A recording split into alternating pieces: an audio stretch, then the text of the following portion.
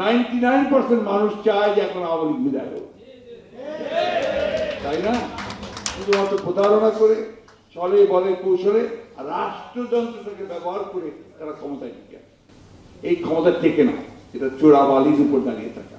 এই চোরাবালি থাকবে না, তাদের পতন অবশ্যই হবে।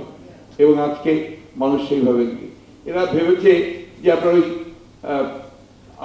আপনার গ্রেফতার করে মিথ্যা মামলা দিয়ে আপনার মানুষকে আপনার প্রতারিত করে তারা ক্ষমতায় চিরদিন টিকে থাকবে। কেউ কোনোদিন থাকতে পারে না। 10 দফা দিয়েছে, এটা হয়তো আলোচনার মাধ্যমে আরো কমে আসতে পারে, দফা সংক্ষিপ্ত হতে পারে। এর মূল কথাটি হচ্ছে বিদায় হও, বিদায় হও। অনেক হয়েছে, জনগণের রক্ত শোষণ করেছ, জনগণের সমস্ত অধিকার কেড়ে নিয়েছ, এই দয়া করে বিদায় হও। এবং আমরা বলেছি যে পদত্যাগ করুন, পদত্যাগ করে সংসদকে বিলুপ্ত করুন, বিলুপ্ত করে একটা তত্ত্বাবধায়ক সরকারের অধীনে নির্বাচন দিন।